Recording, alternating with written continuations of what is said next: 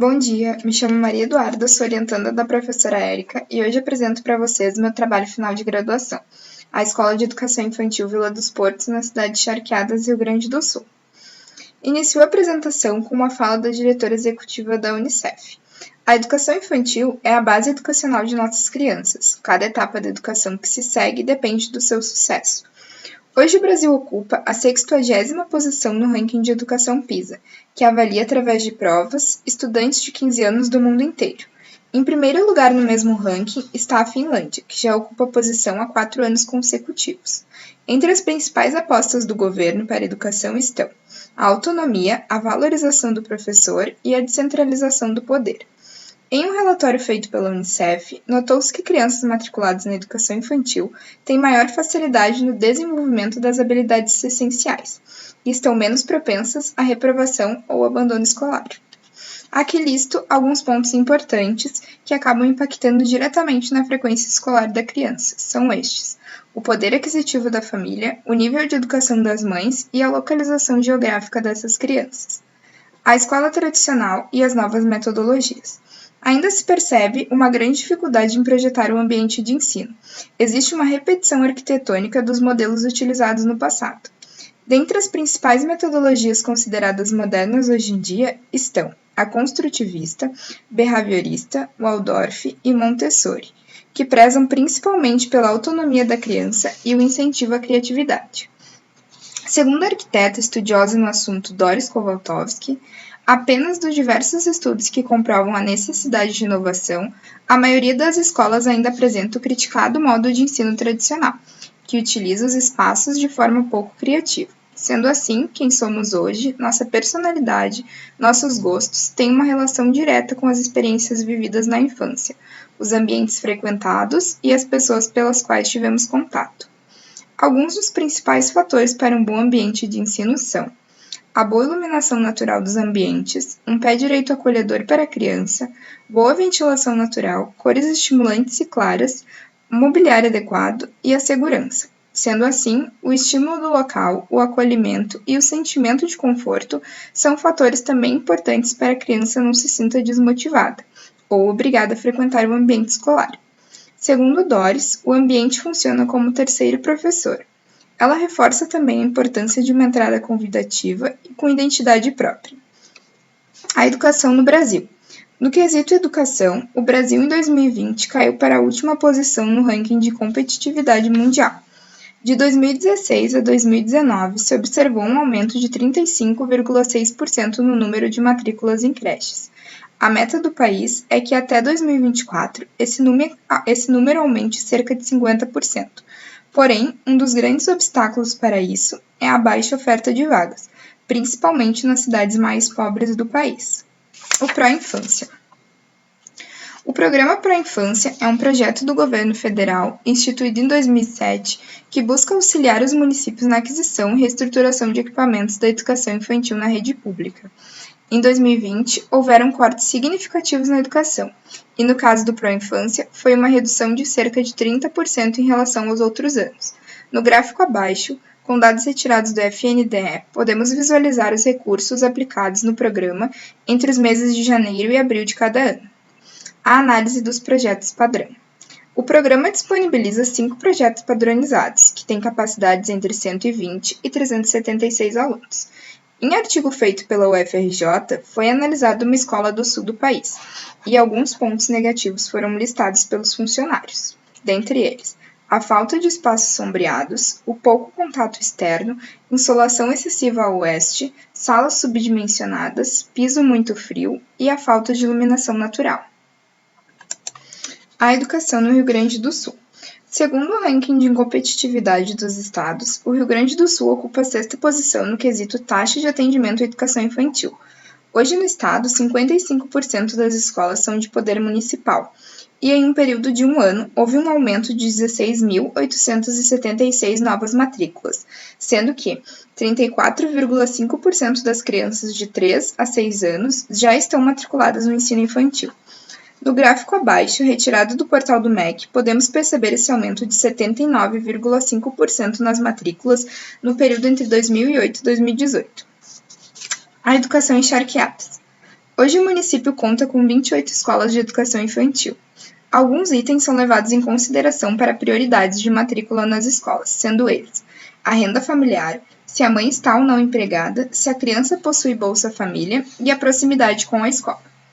No ano de 2020, foram ofertadas 1.116 vagas para educação infantil no município. Porém, com a alta demanda e a baixa oferta, 218 crianças ficaram em lista de espera, sendo 178 entre as idades de 0 e 3 anos. Os níveis de ensino disponibilizados na educação infantil são berçário 1 e berçário 2 para crianças de 3 meses a 2 anos de idade, o maternal 1 e maternal 2 para crianças de 2 a 4 anos de idade, pré-1 e pré-2 para crianças de 4 a 6 anos de idade.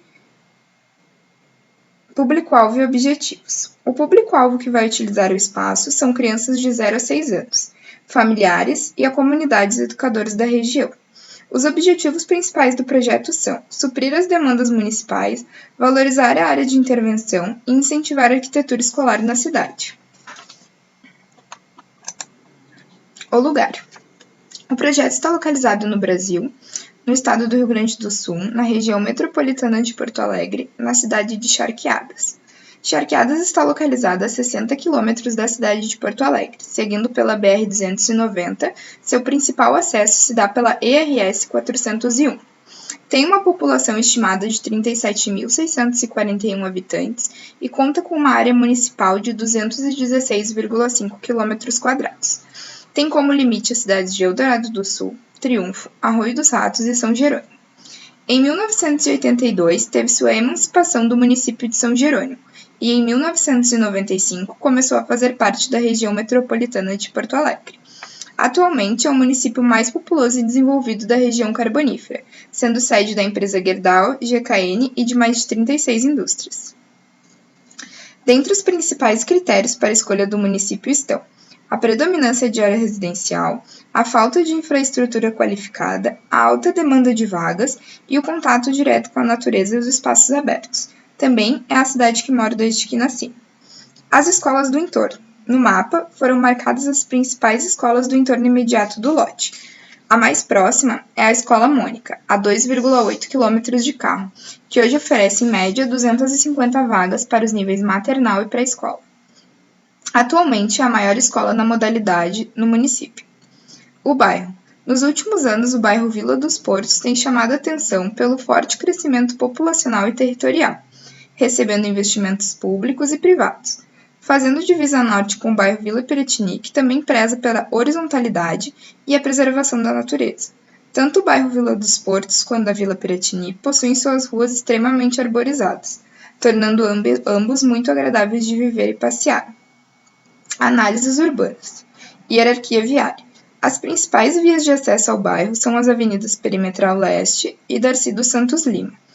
A Avenida Tânia Maria Ferreira Fernandes dá acesso ao terreno da escola. Com a análise de fundo-figura, podemos analisar os grandes espaços verdes que o bairro possui, o que torna ele pouco denso e com casas e lotes bem espalhados. Segundo o site Topographic, o bairro está situado a 12 metros do nível do mar. A área da intervenção possui 3 metros de desnível. Análise das alturas. A cidade possui a altura máxima definida pelo plano diretor de 8 pavimentos, ou 24 metros. O bairro estudado tem caráter residencial, com isso, no diagrama acima, podemos perceber um padrão de altura de até 2 pavimentos em todo o entorno. Usos e vegetação. Diagrama de usos, onde podemos perceber o padrão residencial do bairro, com poucos serviços espalhados. No diagrama de vegetação, a região escolhida para a implantação da escola tem áreas verdes em abundância, o que considero um dos pontos positivos do terreno, que proporciona visuais interessantes e contato direto com a natureza. O terreno possui uma área de 2.647 metros quadrados e está em uma zona residencial da cidade. A testada do terreno possui 45 metros para a Rua Tânia Maria Ferreira Fernandes e tem um recuo jardim mínimo de 4 metros. A análise do regime urbanístico. Toda a área urbana de Charqueadas está localizada na macrozona 1, sendo ela subdividida em 8 zonas. O lote está inserido na zona de habitação, que é caracterizada pela horizontalidade e a baixa densidade. Para o uso educacional, O índice de aproveitamento máximo é de 1,4, tendo taxa de ocupação de 50% e altura máxima de 6 metros. No primeiro diagrama, foi aplicado o índice de 1,4. Para o diagrama de altura, foram aplicados os recuos laterais e de fundos necessários, respeitando a altura de 6 metros, e o índice máximo de 1,4. Para o diagrama de ocupação, somente 50% do lote foi ocupado, somando 1.300 metros quadrados totais. As análises bioclimáticas. No diagrama de verão, vemos um pouco sobreamento do lote às 16 horas. Os ventos predominantes na estação são leste e sudeste. Para o diagrama dos equinócios, os ventos se mantêm os mesmos do verão. No inverno, o terreno recebe luz solar na maior parte do dia, e os ventos predominantes são oeste, sudeste e leste.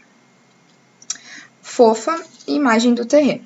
Trago aqui algumas das principais forças e oportunidades do terreno: o contato com a natureza, o tráfego calmo, boa insolação, bairro em crescimento e trazer uma movimentação para a área.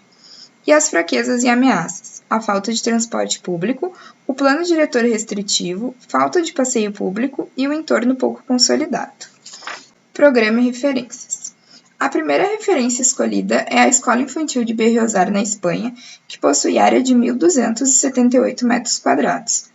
O projeto preza pela iluminação e ventilação natural dos ambientes, onde as estruturas se voltam para as praças centrais abertas, que funcionam como espaços de lazer para as crianças. Todo o fechamento externo da edificação é feito por brises coloridos, que trazem caráter lúdico para o exterior.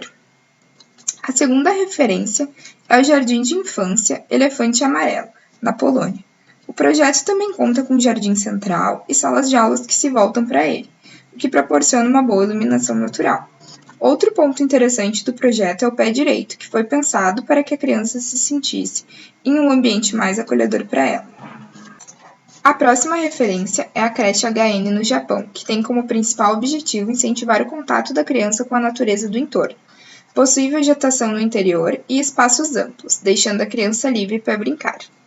O programa é dividido por setores administrativo, serviços, alimentação, educacional, higiene e repouso e espaços externos, como pátio coberto e hortinha.